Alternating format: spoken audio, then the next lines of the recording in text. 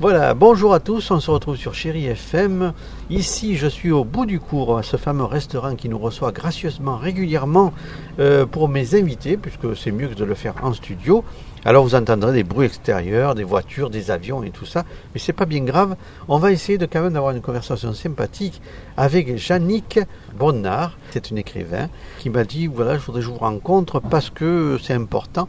J'ai écrit un livre qui peut aider pas mal de gens, femmes et autres, tous les gens qui subissent la violence du couple, on va dire ça. Absolument. Et qui a des idées formidables pour l'avenir, mais qui cherche aujourd'hui un éditeur. Alors bonjour Jannick. Bonjour. Alors on va se parler, Jannick, de ce bouquin que vous cherchez à faire sortir, évidemment, puisqu'il n'est pas encore publié. Non, absolument pas. C'est un appel aux éditeurs que vous faites. Ah, tout à fait, oui, tout à fait. Et vous avez écrit sur votre propre sort, enfin sur ce qui vous est arrivé vous-même dans la vie de couple, qui n'est pas forcément agréable pour beaucoup de femmes. Et vous avez osé écrire. Oui, j'ai osé et je suis très très heureuse de l'avoir fait après plusieurs moments de réflexion, parce que bon, c'est vrai que je l'écris, cette histoire, je l'ai vécue à une époque où j'avais 18 ans. Donc c'était dans les années 70 à peu près. Et donc j'étais une femme battue et donc j'ai voulu faire partager cette histoire à toutes les femmes qui subissent la violence. Et je pense que je peux les aider parce que mon témoignage peut apporter beaucoup de choses à ces femmes. Alors, c'est quand on écrit un livre comme ça, il doit mûrir, on attend le bon moment pour l'écrire, parce que c'est pas quelque chose qu'on écrit facilement. Ah non, c'est quelque chose qui doit se confectionner, qui mûrit petit à petit, et il y a beaucoup de choses qu'on a du mal à sortir de soi-même, et donc moi j'ai voulu le faire parce que j'ai trouvé qu'il était temps d'ailleurs de le faire, et à l'époque où moi ça m'est arrivé, on n'avait pas les associations, on n'avait pas envie de dire aux parents, tout était tabou, on cachait tout quoi. Ouais. Et on faisait tout ça dans la souffrance, toute seule, en pleine souffrance. Ouais. Oui, tout à fait. Alors, est-ce que vous avez rencontré des gens dans ces moments-là qui vous soupçonnez qui pouvaient penser que vous étiez sous les coups de votre mari, ou qui s'ignoraient, ou qui fait semblant de ne pas savoir?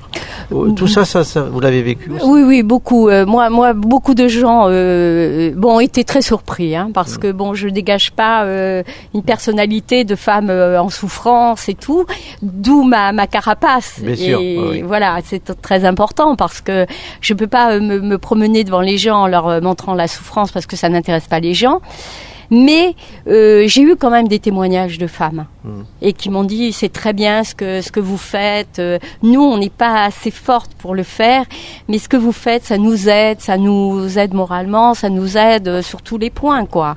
Mais ça a été très dur. Alors, ce livre que vous voulez éditer, c'est un livre quand même, vous l'avez dit tout à l'heure, qui pour aider les femmes, pour aider les autres, parce que vous pensez actuellement que on ne peut pas dire que tout est fait pour améliorer cette situation. Il y a des choses faites, mais c'est pas assez. Je trouve qu'il n'y a pas énormément d'évolution par rapport à ce que moi j'ai vécu en 71 et à maintenant.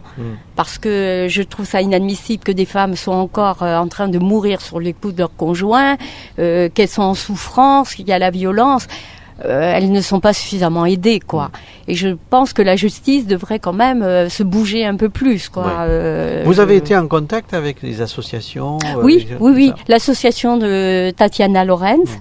Elle qui a écrit son propre livre où elle a vu sa maman mourir sous les coups de son beau-père. Et c'est vrai que je cautionne et oui, tout à fait. Oui. Et qu'est-ce qu'ils en pensent? Vous avez dit que vous écriviez, vous aussi? Ah oui, ils le savent. Ils le savent et ils me disent il faut que tu continues ton combat, il faut que... C'est important. Le témoignage, c'est important. Oui. Et moi, mon rêve, et pas simplement mon rêve, ma détermination, Oui. c'est de faire une grande chaîne, un livre Où les femmes s'expriment. voilà, même anonyme, et Oui. dans toute la France, faire un gros livre qui puisse aider. Et je pense que ça pourra apporter beaucoup de choses. Oui. Je pense. Mais écoutez, de toute façon, bientôt Chérie FM sera sur Internet, Chérie FM et Anne-Bert, sur Internet, et j'aurai ma propre page. Mais je serai prêt à vous suivre là, sur ce terrain-là, parce que j'y pense aujourd'hui. On peut faire une rubrique comme ça où tout le monde confie son vécu, parce que c'est même pas de l'expérience, c'est du vécu, et qui est malheureux d'ailleurs, hein, parce que c'est de la souffrance. Non, mais c'est vrai. Il faut du temps en plus avant de pouvoir s'exprimer. On peut pas le faire, même quand on a dévoilé. Après, il faut l'évacuer quand même. Oui. Il faut l'évacuer. Il faut. C'est une forme d'oxygène qui s'en va de vous, mais ça revient quand même parce que c'est toujours ancré au fond de vous. Et je dis plus jamais ça. Faut plus qu'il y ait ça. C'est important. Quand vous recevez des coups, quand vous êtes enceinte, que vous attendez un bébé et que votre conjoint vous cogne, non, c'est pas possible que ça puisse exister. Ça, c'est impensable. Et les raisons qu'ils donnent sont toujours un peu assez la jalousie. La jalousie. La jalousie, la personne, vous êtes sa chose. Vous lui appartenez. Et on vous prend, on vous rejette, vous n'avez plus le droit à rien, vous vivez plus quoi. Vous devez être là pour cet homme et s'il a décidé que vous deviez recevoir des coups, vous les recevez. Et moi je dis que quand on a reçu un coup sur une gifle, il faut jamais tendre l'autre. Oui. Mais le tort qu'on a nous les femmes, c'est d'accepter la deuxième. Parce qu'on se culpabilise et on se pose des questions. On dit Bien mais sûr. qu'est-ce que j'ai fait Oui. pour faire ça, pour avoir ça. Ouais. C'est ça le drame. Oui. On ne devrait jamais se poser cette question. Voilà. Oui, c'est un coup, c'est Parce pas. que de victime, on devient l'accusé. Bien sûr. Oui, Voilà. oui. Et non, C'est- il faut pas. Il faut Mais pas. on est coupable à partir du moment où on accepte la première gifle. Absolument. Oui, oui. Si vous recevez une gifle, il faut jamais tendre l'autre joue. Mm. Il faut partir en courant. Mais il faut avoir le pouvoir, la force, et pas avoir quelqu'un qui vous menace de mort, qui vous menace Oui. parce que n'importe quand dans la nuit, cette personne peut être appelée à vous faire n'importe quoi. Ah, c'est l'enfer. Et puis bon, moi j'avais une personne qui avait le dédoublement de personnalité. Donc il se trouvait toutes les maladies possibles et inimaginables. Et cette personne, elle me disait, elle m'attrapait par les cheveux, elle m'emmenait devant l'évier en me disant eh ben écoute, regarde, je crache du sang. Moi je voyais pas qu'il crachait du sang. Et si, tu le vois que je crache du sang. Mais non, je vois pas. Puis à la fin, vous acceptez, vous dites comme lui et tout. Et puis, le moindre regard, la personne est devant vous. Et 5 minutes après, elle vous attrape dans le fond d'un coin. Et puis, elle vous tape. Vous savez ni pour qui ni pourquoi, quoi. Il est décédé aujourd'hui. Et c'est tué en accident de voiture. Est-ce que c'est ça qui vous a libéré? Ah oui. Oui. Ah oui, c'est malheureux de dire ça. Mais justement, le début de mon histoire, c'est les yeux figés sur le cercueil. Je n'arrive pas à pleurer. Je ne peux pas. Et pour moi, je dis que c'est une renaissance, une nouvelle vie qui commence. Sûr. Vous êtes prudente après avec les hommes? Oui, beaucoup, beaucoup. Très méfiante. Ouais. Très, très méfiante. Ouais. Parce que cet homme-là, au départ, était agréable. Oui, quand je l'ai connu, il était très agréable. On s'est connus en tournant un film. Ah ouais. Alors, vous voyez, on n'a pas duré longtemps, ça n'a pas duré longtemps. Mais la seule chose que j'aurais dû faire attention, c'est que une fois, j'ai reçu une gifle avant mon mariage, à cause de sa maman, parce qu'il était très fusionnel avec sa maman. Ouais.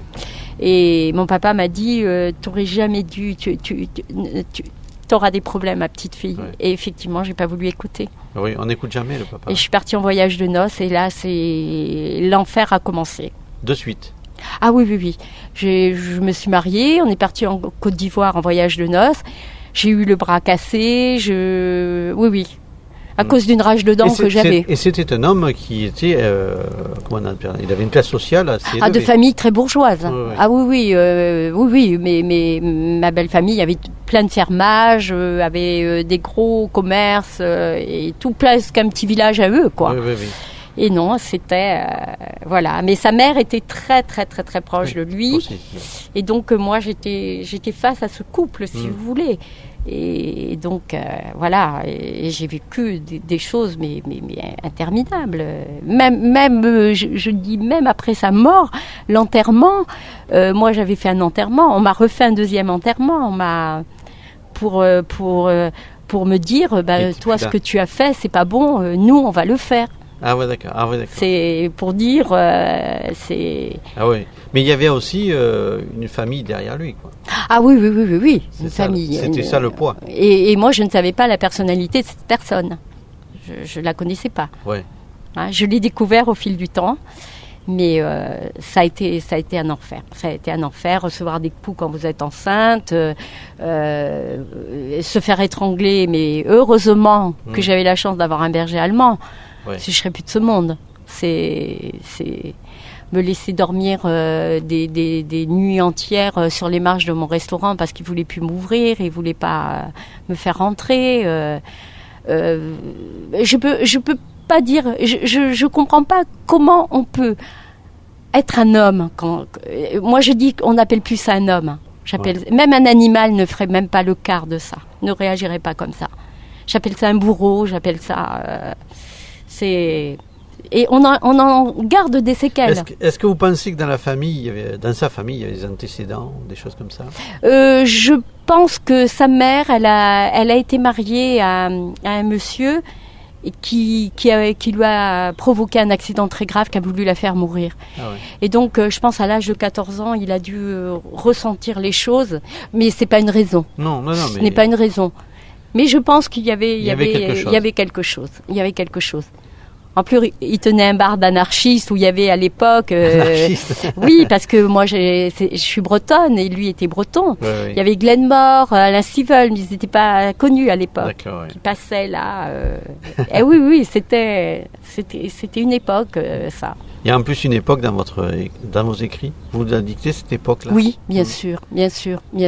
Oui, je l'ai marqué. Ah oui. Parce que c'est vrai, c'est un contexte aussi. Hein. Ce livre, c'est vraiment un témoignage. Il a voulu me faire... il a voulu que je meure avec lui en voiture. Ouais. Il a voulu me faire sauter du balcon avec lui. Mais vous aviez quoi? Vous faisiez quoi, vous, professionnellement? Vous faisiez quoi? Moi, je travaillais dans les disques. Dans les disques. J'ai fait mon apprentissage dans une maison de disques, la discothèque rue Edith Calvel à Rennes. Et donc, moi, j'étais bien. Et après, on a pris un restaurant tous les deux. Et c'est là que le cauchemar a commencé. Ouais. Voilà, le cauchemar, il a été...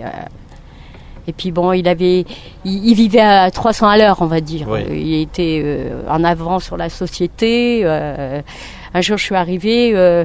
je rentre à la maison, j'avais plus de salle à manger. Il m'avait vendu ma salle à manger. Pourquoi? Pour acheter une Matra Jet.